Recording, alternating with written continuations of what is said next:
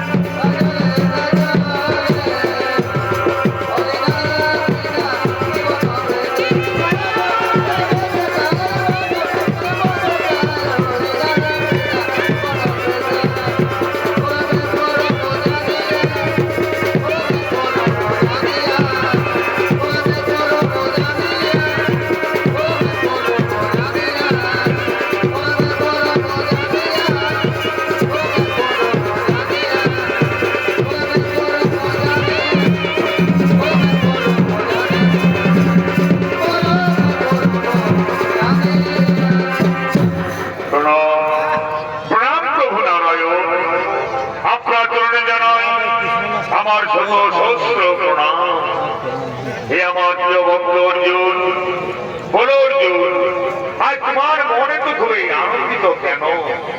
কুরুক্ষেত্র যুদ্ধের পর আমি তোমাকে এত আনন্দিত হতে কোনোদিন দেখিনি, তাই বলো অর্জুন, আজ তোমার মনে তো খুবই আনন্দিত কেন?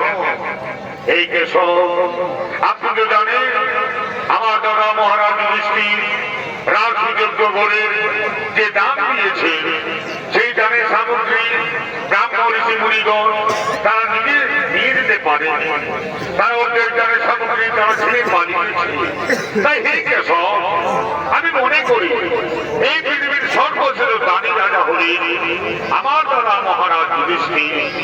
আমার দাদার মতো যজ্ঞ, আমার দাদার মতো দান এই পৃথিবীতে কেউ করতে পারেনি, তাই আজ আমার মনে তো খুবই আনন্দিত। হাসালে অর্জুন, তুমি আমাকে হাসালে। তুমি জানো না অর্জুন, তোমার দাদা মহারাজ যুধিষ্ঠির দানের তালিকায় তার সবার থেকে নিচে নাম রয়েছে। তোমার দাদা মহারাজ যুধিষ্ঠির থেকেও এই পৃথিবীতে আরো অনেক অনেক দানী রাজা রয়েছে। না কেশব না, আমি তা মানতে পারি না কেশব, আমি তা মানতে পারি না। আমি মনে করি এই পৃথিবীর সর্বশেষ দানী রাজা হলে আমার দাদা মহারাজ যুধিষ্ঠির। আমার দাদার মতো যজ্ঞ, আমার দাদার মতো দান এই পৃথিবীতে কেউ করতে পারেনি। শুনো অর্জুন, এই পৃথিবীর সর্বশেষ দানী রাজা হলে আমার প্রিয় ভক্ত রাজা মৌরধ্বজ। রাজা মৌরধ্বজের নিয়ম হলো দান না করলে সে জল গ্রহণ পর্যন্ত করে না।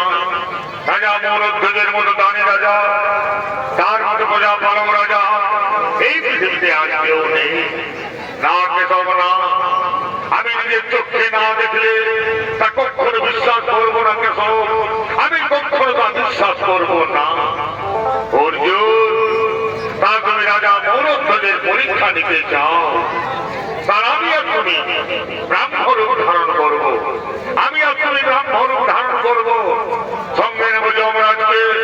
কোথায় কোথায় ওই যমরাজ?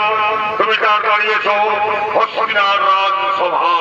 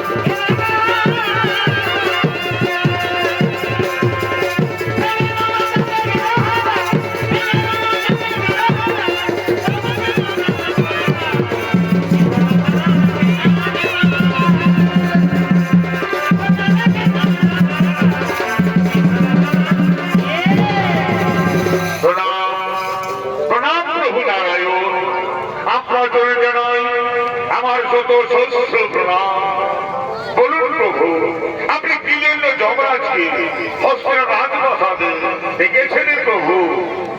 শোনো যমরাজ, অর্জুনের মনে অহংকার জন্ম নিয়েছে, তাই অর্জুনের অহংকার ভঙ্গ করতে হবে। আমি অর্জুন ব্রাহ্মণ রূপ ধারণ করব, আর তুমি সিংহের রূপ ধারণ করবে। আমরা চলে যাব রাজা মৌরধ্বজের রাজসভায়। আমরা আমাদের ছলনা করে চলে যাব রাজা মৌরধ্বজের রাজসভায়। রাজা মৌরধ্বজকে আমরা পরীক্ষা নেব, রাজা মৌরধ্বজ কত বড় দানি। তাই চলো আমরা তিনজন চলে যাব রাজা মৌরধ্বজের রাজসভায়।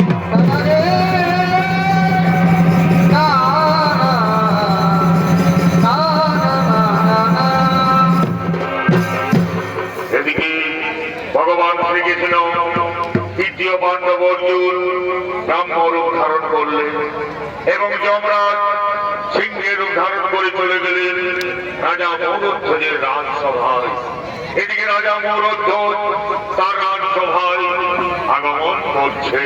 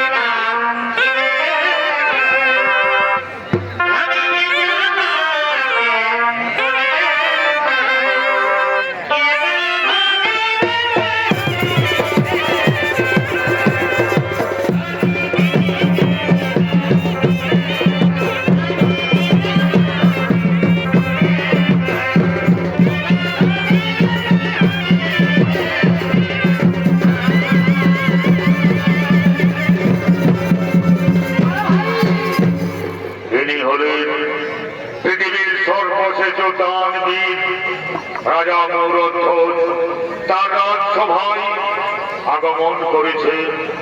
ছোট পরিবেশন করে দেখাচ্ছে ওস্তাদ প্রদ্যুম্ন কুমার মাহাতো।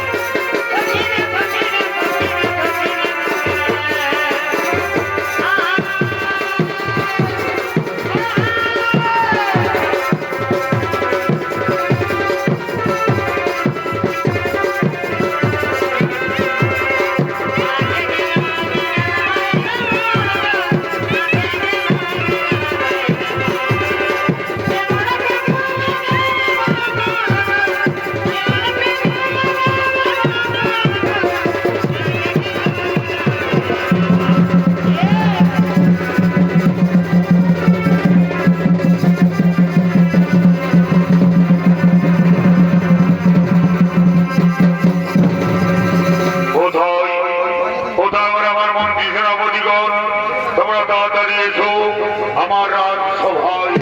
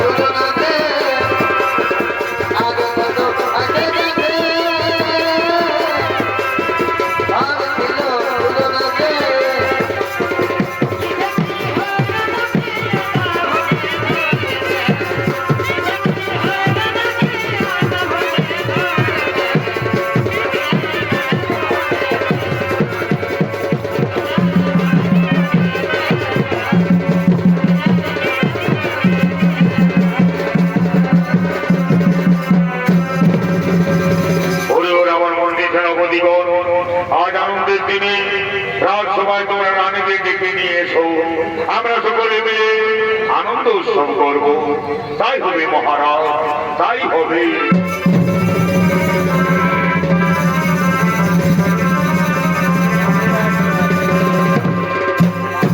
এদিকে রাজা মৌরত্ন এবং তার মন্ত্রী সেনাপতিগণ রাজসভায় পরিবেশন করলেন, এদিকে তার রানীগণ রাজসভায় আগমন করছে।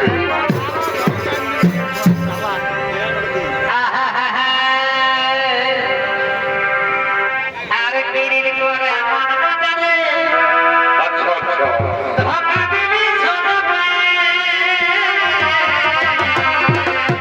বটে বটে।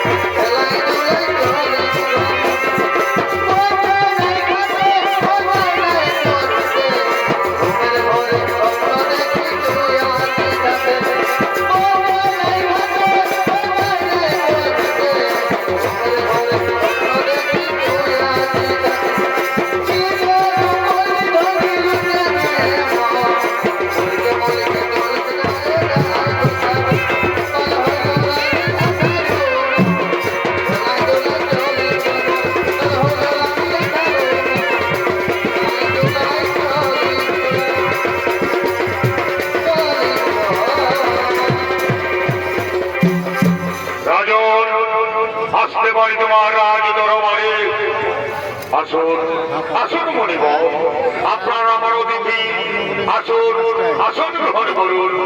বলুন ব্রাহ্মণগণ, বিবাহিত আগমন আমার রাজ দরবারে। শুনুন রাজা, আমরা 7 দিন তীর্থ ভ্রমণ করেছি, অনেক ক্ষুধার্ত অবস্থায় আজ আমরা তোমার রাজ দরবারে এসেছি। তাই তুমি প্রতিজ্ঞা করে বলো রাজা, আমরা যা খাবার চাইবো তোমার কাছে সেই খাবার তুমি আমাদেরকে সঙ্গে সঙ্গে পরিবেশন করবে। হে হে ব্রাহ্মণগণ, এই আমি রাজ সবাই দাঁড়িয়ে প্রতিজ্ঞা করে বলছি, আপনারা আমার কাছে যা খাবার চাইবেন সেই খাবার আমি আপনাদেরকে সঙ্গে সঙ্গে পরিবেশন করবো। তাই বলুন ব্রাহ্মণগণ, আপনার কি খাবার পেলে আজ আমার কাছে আনন্দিত হবে? শোনো রাজা, তুমি দেখছো আমাদের সিংহ 7 দিন কিচ্ছু খাবার খাইনি, তাই তুমি প্রথমে আমাদের সিংহের খাবার ব্যবস্থা করো, তারপর তুমি আমাদের জন্য খাবার আয়োজন করবে। ঠিক আছে ব্রাহ্মণগণ, আপনারা কোনো চিন্তা করবেন না, আপনাদের সিংহের জন্য আমি সঙ্গে সঙ্গে খাবারের ব্যবস্থা করছি। শোনো রাজা, আমাদের সিংহ অন্যান্য সিংহের মতো মাংস আহারী, তাই তুমি আমাদের সিংহের জন্য মাংসের ব্যবস্থা করো রাজা। ঠিক আছে ব্রাহ্মণগণ, আপনাদের সিংহের জন্য আমি সঙ্গে সঙ্গে মাংসের ব্যবস্থা করছি, আপনারা কোনো চিন্তা করবেন না। শোনো রাজা, তা তুমি আমাদের সিংহের জন্য তুমি কি পশু হত্যা করবে নাকি তোমার প্রজাদেরকে তুমি হত্যা করবে? না না ব্রাহ্মণগণ, আমি পশু হত্যা করবো না, পশু হত্যা মহাপাপ। আমি আমার প্রজাদেরকে হত্যা করবো না, কারণ আমার প্রজা আমার পুত্র তুল্য, আমি আমার প্রজাদেরকে হত্যা করবো না। তাহলে বড় রাজা, কেমন ভাবে তুমি আমার সিংহের জন্য মাংসের ব্যবস্থা করবে? ওগো ব্রাহ্মণগণ, আমি আমার নিজের দেহের মাংস কেটে আপনাদের সিংহকে খাবার পরিবেশন করব, আপনারা কোনো চিন্তা করবেন না।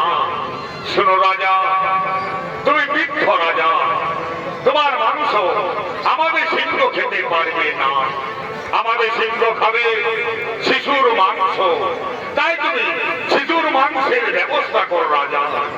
কোথায় পাবো গো ব্রাহ্মণগণ, আমি কোথায় পাবো শিশুর মাংস?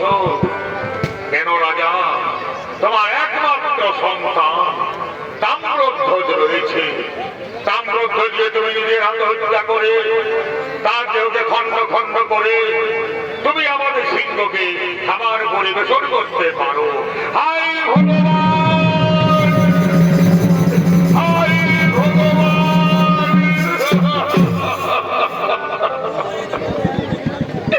তুমি একই ঘটনা করলে প্রভু নারায়ণ। আমার একমাত্র সন্তান তাম্রধ্বজের বয়স মাত্র 6 বছর, সেই তাম্রধ্বজকে আমার নিজের হাতে হত্যা করে এই সিংহকে খাবার পরিবেশন করতে হবে। কিন্তু তাম্রধ্বজ আমার একার সন্তান নয়, আমি তো তাম্রধ্বজকে একা হত্যা করতে পারবো না। আমি আমার রানীকে জিজ্ঞাসা করব, রানী তুমি শুনেছো? রানী তুমি শুনেছো? রানী তুমি শুনেছো? হে রাজা, আজ আমি সকলে শুনেছি রাজা, আজ আমাদের রাজসভায় ব্রাহ্মণগণ অতিথি, তাদের সিংহ খাবে আমাদের একমাত্র সন্তান তাম্রধ্বজের দেহের মাংস। তুমি চিন্তা করো রাজা, তুমি চিন্তা করো রাজা, তুমি চিন্তা করো না। শাস্ত্রে বলে রাজা, নারীদের ধর্ম হলো তার স্বামীর ধর্ম রক্ষা করা। আপনার ধর্মের কাছে পিছার পুত্র আমার, আপনার ধর্মের কাছে পিছার তাম্রধ্বজ আমার। আমি পারবো রাজা, আমি আমার নিজের সন্তানকে নিজের হাতে বলি দেব রাজা, আমি নিজের হাতে বলি দেব। তাম্রধ্বজ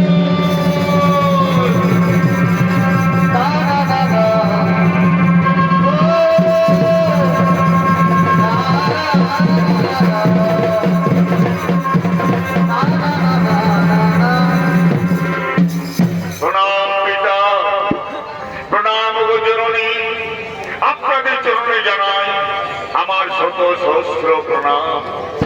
বলুন পিতা, বলুন মাতা, কি জন্য আমাকে অসময়ে রাজসভায় ডেকেছে? আমাকে কি কাজ করতে হবে পিতা? ওরে তাম্রধ্বজ, ওরে পুত্র আমার, তোর পিতা মাতায় ধর্ম সংকটে পড়েছে রে পুত্র। তোর পিতা মাতায় ধর্ম সংকটে পড়েছে। তুই কি পারবি? তুই কি পারবি তোর পিতা মাতার ধর্ম রক্ষা করতে? হে পিতা, হে মাতা, পুত্র হয়ে জন্ম নিয়ে পুত্রের কর্তব্য হলো তার পিতা মাতার ধর্ম রক্ষা করা। যে পুত্র সন্তান পুত্র হয়ে জন্ম নিয়ে পিতা মাতার ধর্ম রক্ষা করতে পারে না, সে পুত্র সন্তান নয় পিতা। আমি আমার পিতা মাতার ধর্ম রক্ষা করতে আমি হাসতে হাসতে আমার জীবন দেব পিতা। আমি হাসতে হাসতে আমার জীবন দেব মাতা।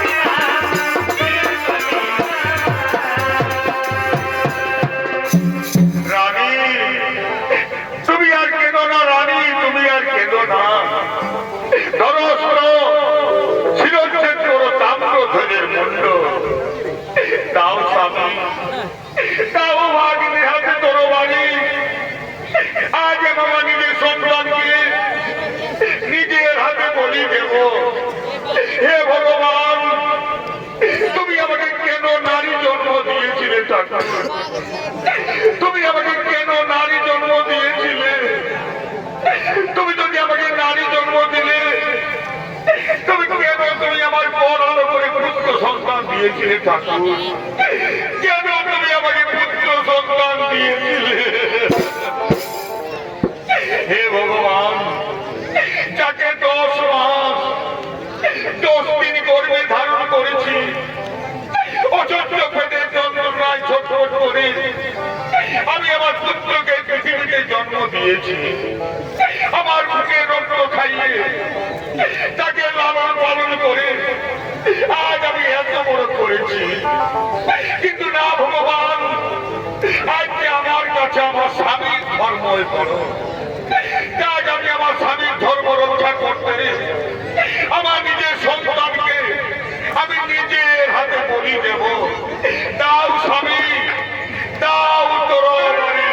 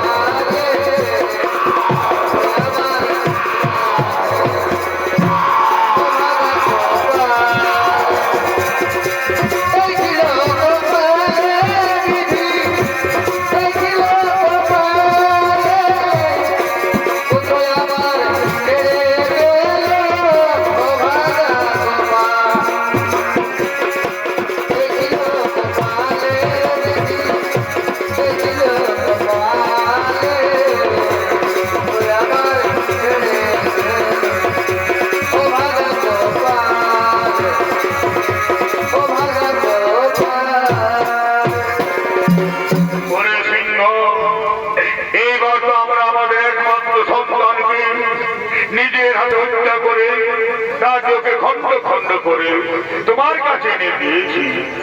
এইবার তুমি আমাদের ছেলের মাংস খেয়ে নাও, তুমি আমাদের ছেলের মাংস খেয়ে নাও। ওগো ব্রাহ্মণগণ, এইবার তো আমি আমাদের একমাত্র সন্তানকে নিজের হাতে হত্যা করে রাজ্যকে খন্ড খন্ড করে আপনাদের সিন্ধুকে ভক্ষণ করিয়েছি। এইবার আপনারা আমার রাজসভায় সেবা গ্রহণ করুন আর আমাদের ধর্ম থেকে মুক্ত করে দিন, আমাদের ধর্ম থেকে মুক্ত করে দিন। শোনো রাজা, তুমি মহাপাপী রাজা, তুমি মহাপাপ করেছো, তুমি শিশু হত্যাকারী, তুমি শিশু হত্যা করে মহাপাপ করেছো। তাই পাপীর গৃহে আমরা কোনোদিনই সেবা গ্রহণ করব না, আমরা কোনোদিনই সেবা গ্রহণ করব না। ওগো ব্রাহ্মণগণ, আপনারাই তো বলেছিলেন আমাদের শিশু হত্যা করতে, আপনাদের তো আদেশে আমরা আমার একমাত্র সন্তানকে হত্যা করেছি। তবে কেন আপনারা আমার কাছে সেবা গ্রহণ করবেন না? কেন আপনারা আমার কাছে সেবা গ্রহণ করবেন না? শোনো রাজা, তা আমরা জানি না, তুমি মহাপাপী রাজা, তুমি মহাপাপ করেছো, তুমি শিশু হত্যাকারী, তুমি শিশু হত্যা করে মহাপাপ করেছো। তাই পাপীর গৃহে আমরা সেবা গ্রহণ করবো না, আমরা এখনই আমাদের নিজের গৃহে ফিরে যাবো, আমরা নিজের গৃহে ফিরে যাবো। হরি ভগবান, তুমি আমাকে রক্ষা করো প্রভু, তুমি আমাকে রক্ষা করো। ওগো প্রভু নারায়ণ, আমি যদি কোনদিন পৃথিবীর জীবকে কোন দুঃখ দিয়ে না থাকি, আমি যদি সদা সর্বদা ধর্ম পথে চলে থাকি, তার আমার ধর্মের জোরে আমার পুত্র পুনরায় জীবিত হয়ে গেছে, আমার ধর্ম রক্ষা করবে। আমার পুত্র একবার মৃত্যুবরণ করে আমার ধর্ম রক্ষা করেছে, আমার ধর্মের জোরে আমার পুত্র পুনরায় জীবিত হয়ে আসবে আর আমার ধর্ম রক্ষা করবে। ওরে পুত্র, তুই আমার ধর্ম রক্ষা কর পুত্র, তুই আমার ধর্ম রক্ষা কর পুত্র।